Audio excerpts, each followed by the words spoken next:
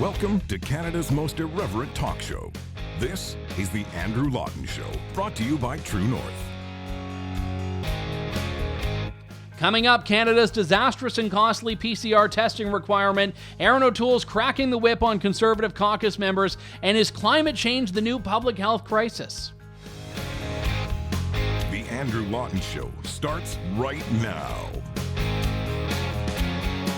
Hello and welcome to Canada's most irreverent talk show. This is the Andrew Lawton Show on True North, Tuesday, November 9th, 2021. It is great to have you aboard the program here. I was gone last week on a vacation.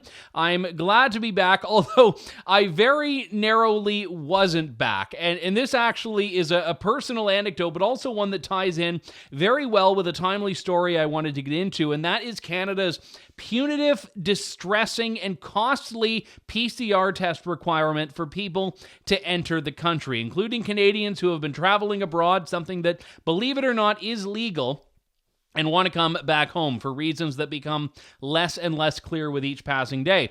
So just the primer on this is that if you leave the country and want to come in, whether you are a Canadian citizen, resident, or whether you are just someone visiting Canada, you've got to go through what is called a molecular test. And for the most part, this is a PCR test, although there are a couple of others that are eligible. Rapid tests will not suffice. So if you do a rapid test, you can't come to Canada. And no matter where you are in the world, you've got to procure one of these and get results back within 72 hours, or you will not be allowed to board a flight to Canada. So my wife and I last week were in Vienna, Austria, and we had purchased these testing kits that were actually just launched a couple of weeks ago by Air Canada and Switch Health, and they're called RT lamp tests. The government takes them. You do them yourself, but you have to be on a video call with some Switch Health employee to make sure that you've shoved the swab up your nose sufficiently and haven't been monkeying around with the QR code or anything like that. Anyway, so we bought a couple of these tests, $150 each, brought them overseas with us so that we wouldn't have to deal with the hassle of trying to hunt down a PCR test in some foreign land and waste half a day of vacation doing it and so on and so forth. So we do this. We're trying to do the right thing, trying to make things easier for ourselves. Did not work out that way at all. So we're in our hotel room. We're on the Skype call with the nurse. We're doing this. I shoved the swab up, and you have to stick it in this vial, stir it around, and then you stick the vial in this machine and put the batteries in, and the machine will do its business for I think like 25-30 minutes or so, and then it tell you positive or negative. So I'm doing this purely as a formality, and 20 minutes later or so, the machine lights up, the test is done, positive. So according to the Switch Health RT lamp, I have COVID. Or had, as at least last week when I was doing this. And my wife, hers is still processing, then 5 minutes later, 10 minutes later, whatever it is, hers lights up negative. So the two of us who have been, like sitting beside each other doing the test, we've been inseparable for the trip. We were together every day, all day for the days leading up to the trip. Somehow I've got COVID and she does not, according to the test. Now, felt completely fine. I wasn't worried about actually having COVID. I was worried about testing positive because, well, as much as I enjoyed Vienna and would have liked staying there perhaps for a longer period of time at some point, I didn't want to do it in like some Austrian COVID gulag detention center. I wanted to come home on my terms or stay there on my terms, not end up in Austrian quarantine. So that was my concern with this. So I'm like, this is nonsense. This is awful. So thankfully, Austria is a place that has a lot of access to COVID testing. It's just something the country has made a point of trying to have available for people. My wife was able to pick up a few rapid tests from a pharmacy across the street. I did one rapid test. It was negative. Slept on it. Did another one in the morning. It was negative. At this point, I'm fairly optimistic that I had gotten a false positive on the first test. So I went to procure a lab test, like a proper test. Did that, got the other guy to put the swab up my nose and in the back of my throat, and that was it, thankfully. And that one came back a couple hours later as negative. So I was able to take that test, get on the plane, come home, and that is where I am now, thankfully, back on Canadian soil. So all of this to say, I'm pretty good at rolling with the punches. I'm pretty good at being spontaneous if I need to be. But I could see a lot of people, a lot of travelers that have tried to do everything right, being in a situation here where they're just downright terrified because they think they're going to be stranded in another country despite not actually being sick. And remember, the reason that these take-home, do-it-yourself tests are desirable is because in some parts of the world you can't access a PCR test, or you can't access one that can guarantee you results back within 72 hours. So the idea of doing one yourself is pretty appealing to a lot of people. So I can imagine just how terrifying this would be for someone, especially if it's the first time they've traveled internationally in 2 years, which is probable for a lot of people. This was my first time overseas since I was covering some conference in 2019. So that's where we were. But the fascinating thing about this is that I was not sick. I had, even if I had COVID, managed to go weeks without giving it to my wife and having no symptoms. And the reality is that I was not posing a threat to anyone, but the government's PCR testing requirement almost stranded me abroad. Now, some of you listening may think, yeah, well, that's actually better for Canada if you're stranded abroad, Andrew. It's not just about me. It's about everyone. It's about all of you. This week, the United States finally reopened its land border to Canadians, which means if you are a Canadian, especially one of them who lives in the border community like Windsor, Ontario, Sarnia, Abbotsford, BC, and this is just part of your life, just going back and forth across the border, getting cheap groceries in the U.S., going to American restaurants, you can't come back unless you can prove to the government that you've had one of these molecular tests, even if you just go over for an hour. You go over to the U.S., you have lunch at Olive Garden, you come back home, you've got to have a PCR test or you're going to get fined $5,000, which defeats any savings you might pick up by getting all-you-can-eat bread and salad at American Olive Garden. Can you tell I'm in Ontario, which got rid of Olive Garden several years ago? Anyway, Olive Garden's not the point of this. The point is that this is a restriction on mobility that has nothing to do with science, it has nothing to do with public health, and the government knows this. The government absolutely knows this, and I'll tell you how they know it.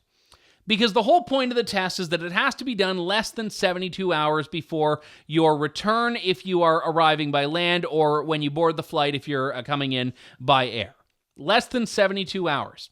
If you're going to the US and coming back in an afternoon, say, you can use a test that you got in Canada 3 days before you left. I could get a test at 1 p.m. on a Tuesday, go to the U.S. at 9 a.m. on a Friday, come back at noon on a Friday, and show that test that I got in Canada 3 days prior, and that will admit me into the country.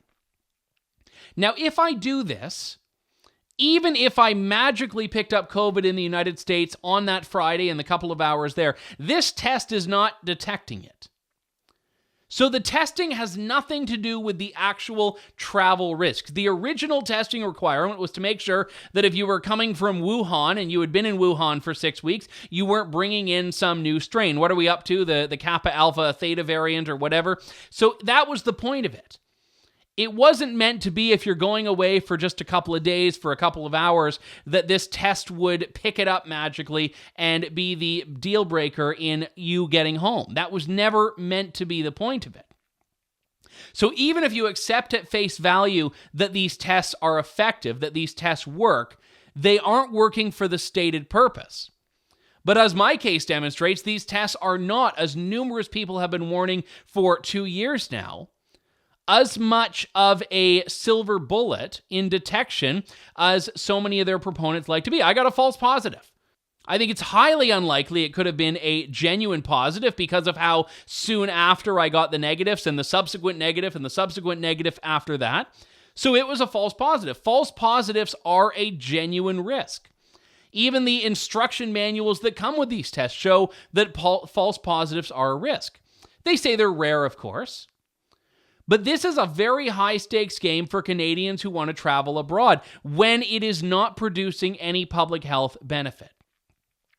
And in my case, look, these tests that we brought away were $150 each. The test I had to get in Austria to get myself back in, the one that came back negative, was 89 euros, which was actually a fairly inexpensive test in some parts, even in the US. Some of these tests, the ones that will guarantee you results within a certain time frame, cost $250 American. So you take a family of 4 over to Bellingham, Washington, or Port Huron, Michigan, to come back $1,000 US. Most families cannot afford that. So as always, these restrictions that we see governments impose only seem to target one specific demographic. When the land border closed, the rich could ship their cars over and take a helicopter. The rich could always fly into the U.S., fly back. The rich could afford these homes in which they could quarantine. It's the lower income people that have no recourse against these punitive measures that even today are being punished and prevented from traveling, even though the reopening has happened, because they can't afford this testing requirement. And the government's plan with this, if it wasn't abundantly clear, is not to prevent the importation of COVID. It's to reduce travel. It's to reduce mobility.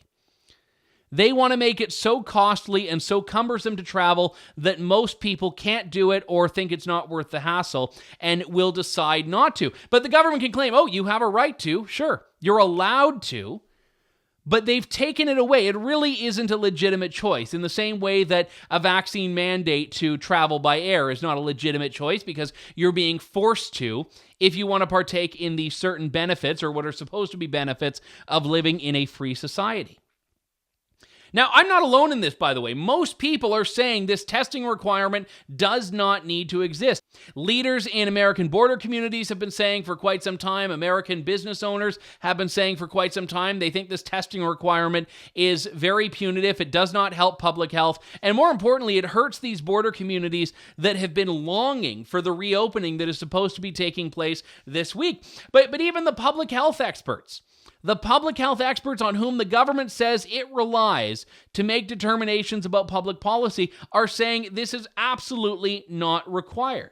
Now, all the federal government is saying is that they'll continue to evaluate the measures and make necessary adjustments as required. That's what a spokesperson for the new health minister, Jean-Yves Duclos, has said to Global News, which is basically the answer that they give to anything now so that they don't end up stepping in it like when Patty Hajdu was calling border closures racist like 3 minutes before they closed the border. They don't want to say anything decisively, so it's just, well, we continue to monitor and look and we're exploring and all that jazz. But let's look at what the actual public health experts are saying here. Dr. Amesh Adalja, who is a senior scholar at the Johns Hopkins Center for Health Security, says, wouldn't it make more sense to have a rapid test done at the border? You can get one in 15 minutes or even faster rather than a 72-hour-old PCR test that's sometimes logistically difficult and expensive to get. Fatima Kakar, who's a pediatric infectious disease specialist in Montreal, says, yeah, the PCR is the gold standard, but if we're talking about a population that's overwhelmingly vaccinated, is it okay to take the risk of just using rapid tests? And she says, yeah, it's completely reasonable to ask that question. Dr. Zain Chagla, an infectious diseases physician at St. Joseph's Healthcare in Hamilton, says the antigen test should be considered. He said if we're trying to prevent people from entering Canada with active COVID, a rapid test is probably even more accurate than a 72-hour-old PCR test because you're catching people that are infectious at the moment that they enter Canada. And the key with that is that if you land and test positive with a rapid test, you have not been at least denied entry to your country. If I had been, let's say I had been stranded in Austria. I know, Scott Hayward pointed out on Twitter the other day that, there are far worse fates imaginable, which I accept. But nevertheless, if I had been stranded in Austria, what the Canadian government is basically doing is telling Austria that, you know what, they're your problem. We don't want to deal with Canadians that might have COVID. They're your problem. And if I couldn't afford to get another test, if I were somewhere where I couldn't have access to another test, I would have been denied the right to enter my own country for no reason whatsoever. And this is coming at a time when the vast majority of international travelers are fully vaccinated, which the government says is the target, is the priority.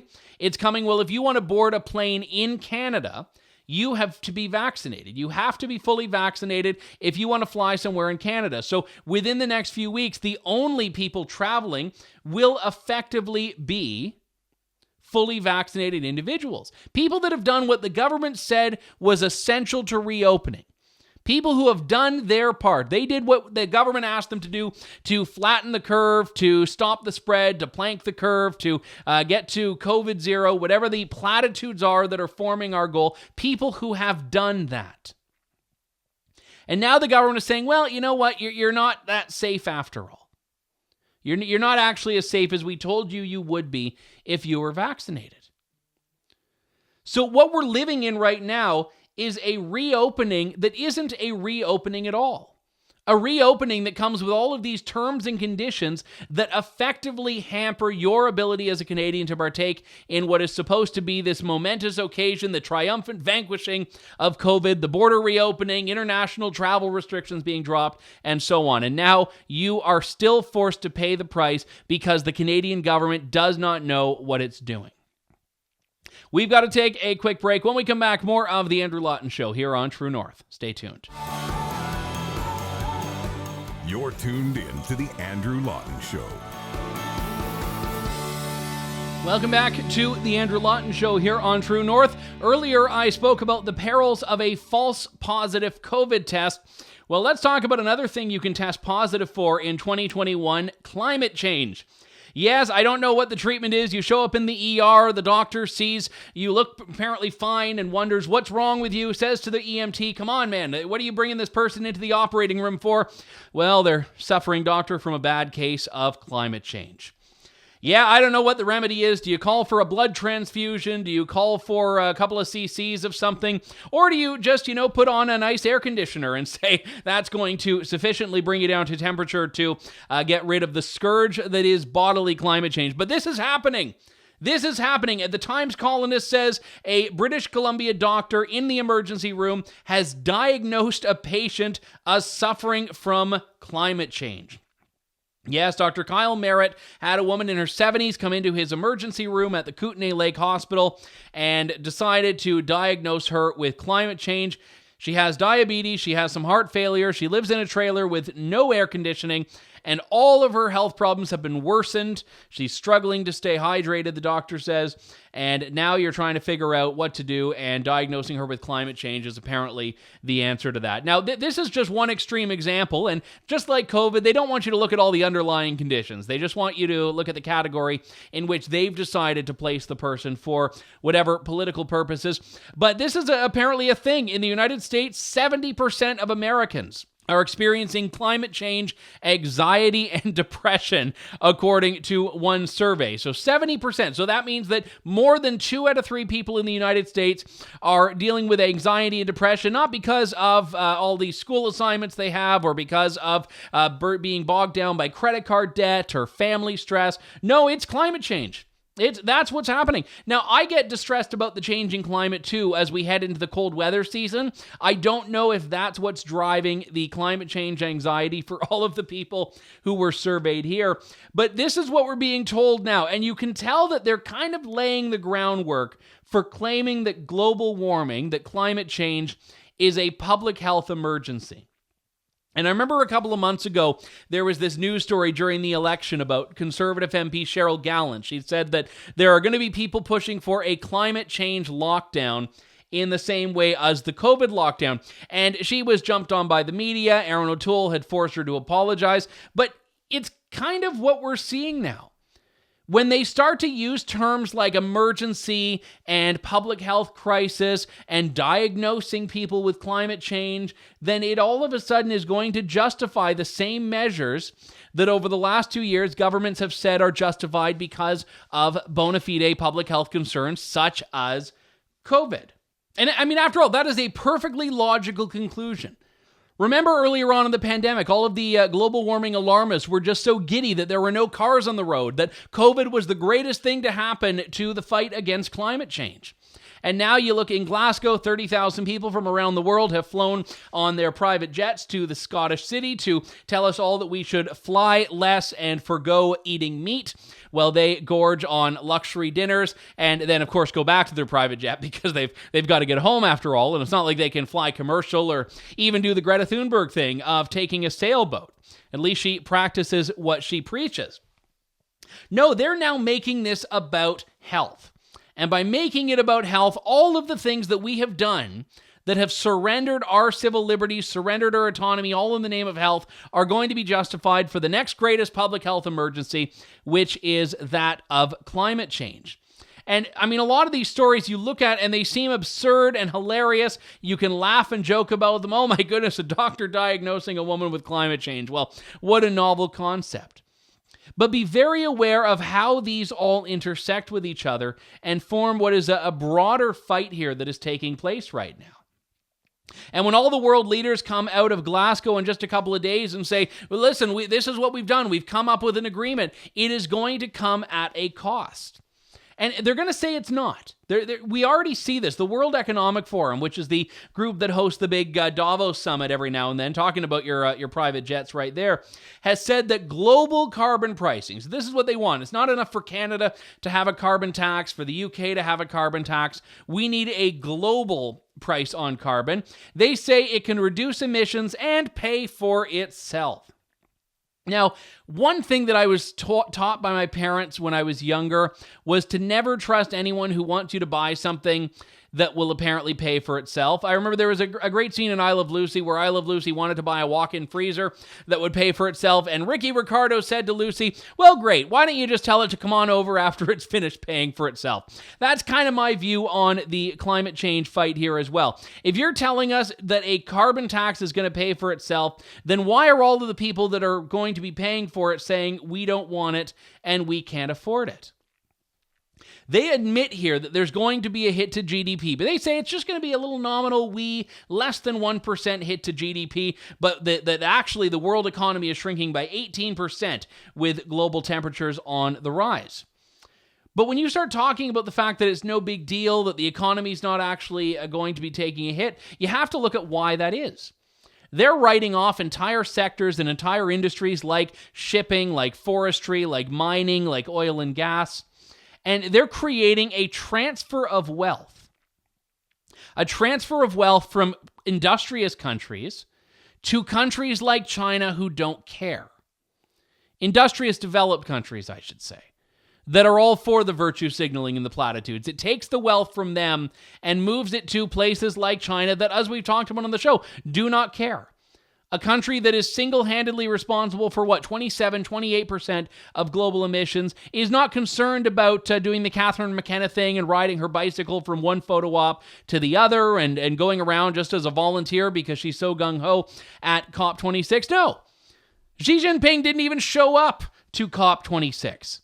And that pretty much reveals all you need to know about the China approach to these things. They're all for saying that they're partners in climate, but when push comes to shove, will put their own country's economies and best interests ahead of these global ambitious targets. Ooh, the global carbon price. Who's going to be paying for it? It's not Chairman Xi. The people paying for it are going to be Canadian families, Canadian business, and the industry on which the Canadian economy relies. And when you talk about a global initiative, this is being led by countries like the Maldives and countries like Tuvalu and Tonga and Papua New Guinea. And look, I'm all for these countries that are seeing some changes that they need to adapt to. But the reality is Justin Trudeau is not supposed to be representing the Maldives and Tonga and Tuvalu and Vanuatu. He's supposed to be representing Canadians. This was a point the great Mark Steyn made about Boris Johnson. He's not the Prime Minister of the Maldives. He's the Prime Minister of the United Kingdom. So when you start talking about global initiatives, it's trying to take every country's dynamic, every country's struggle, every country's burden, and put it all into one neat little box and wrap it up with a bow and make it so that the wealthy have to pay the price for the poorer countries in the world, which may sound nice. But the idea of wealth transfer needs wealth. And if you're trying to penalize the wealth creators, you're trying to penalize the countries and the industries and the economies that are doing the heavy lifting here, you don't get to do all of these other things. Remember, the agreements they've made in Paris and will make in Glasgow require hundreds of billions of dollars, trillions of dollars over time to be transferred from wealthy countries to poorer countries. They can't do that if you are effectively criminalizing the sectors that allow these countries to make their money. So this idea of a carbon tax that's going to pay for itself, well, a load of good that's going to do to all the people out of work in Canada, just so that the carbon tax can pay for itself in Papua New Guinea. We've got to take a quick break. When we come back, more of The Andrew Lawton Show. Stay tuned. You're tuned in to The Andrew Lawton Show. We are back. This is the Andrew Lawton Show here on True North. I want to talk for a couple of moments about a little bit of a change-up in conservative politics. This morning, Erin O'Toole announced his shadow cabinet. A couple of unsurprising developments there. Pierre Poilievre is back as the finance critic. He was, you may remember, demoted before the election for reasons that were never quite explained. But now that the election's back, the Conservatives are allowed to have a backbone. So Pierre Poilievre gets to be the finance critic again. You have a couple of other things that are pretty unchanged. Some unsurprising developments. Michael Chong back in Foreign Affairs. New MP Melissa Lantsman is the critic for transport. Curiously, Marilyn Gladue is not in shadow cabinet. Now, Marilyn Gladue, I spoke to her on the show when she was seeking the leadership of the Conservative Party. She's always been a well-liked and popular and very accomplished member of the Conservative caucus. She's been in shadow cabinet in the past. She's not there. I have no inside knowledge about why she is not in shadow cabinet. Maybe she was a contender, maybe she wasn't. But I can't help but wonder if a big part of it is the fact that she's been pushing for MPs in the Conservative caucus to stand up for civil liberties.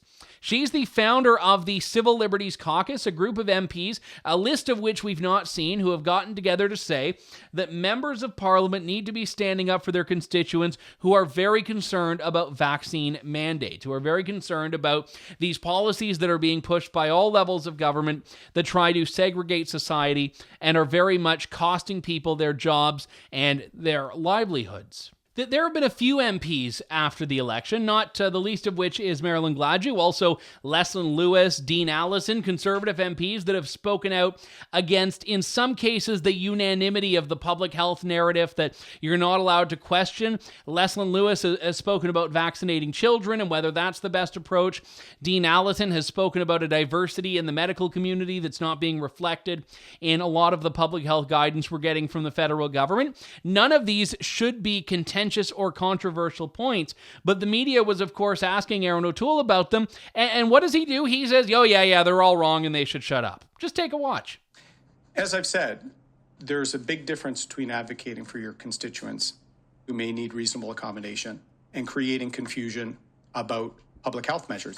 It's a great example of why members of Parliament of all stripes should let the professionals, let the public health officials, let the physicians answer questions about efficacy of vaccines or provincial programs on vaccination. As I just said, it's important for members of Parliament to advocate for their constituents who may be losing a job or may need reasonable accommodation. We do that all the time on a range of issues.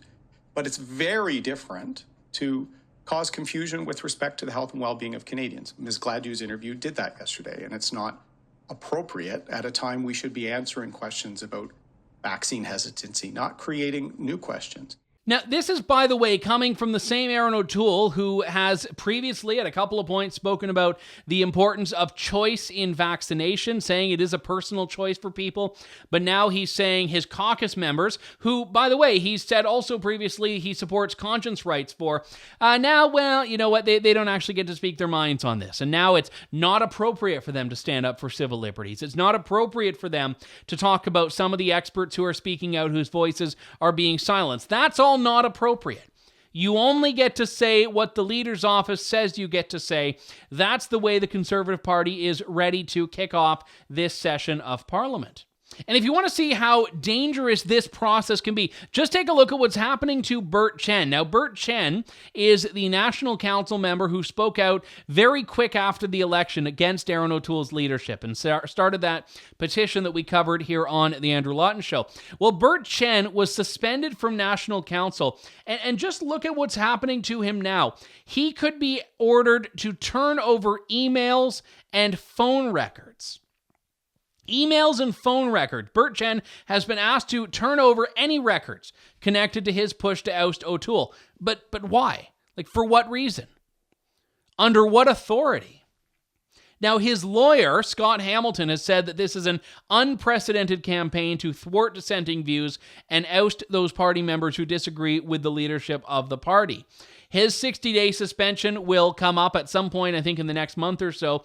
But the reality is there's now a witch hunt underway to unearth anyone who may have been talking to him, who may be sympathetic to him in criticizing Erin O'Toole's leadership. So this idea of cracking the whip on your caucus members, cracking your whip on your national councillors, effectively this is going to turn into cracking the whip on Conservative members as well, because a lot of them are going to want to speak out at the upcoming conventions and may well be denied the right to do that. Is this the way you build a winning coalition? And if so, you're winning at what cost? You know, I know I quoted Mark Stein earlier, but I'll quote another one of his go-to lines here. It's a lot easier for the base to get themselves a new leader than for the leader to get themselves a new base. And that is a fundamental truth that you can't avoid here right now. If Erin O'Toole decides to go to war against his own party, and people whose opinions and whose reputations carry a lot of weight in that party, he's going to very quickly find himself a leader without an army. We have to end things there. My thanks to all of you for tuning in to the program today. We'll be back in just a couple of days' time on Remembrance Day with more of Canada's most irreverent talk show. Thank you, God bless, and good day to you all. Thanks for listening to The Andrew Lawton Show. Support the program by donating to True North at www.tnc.news.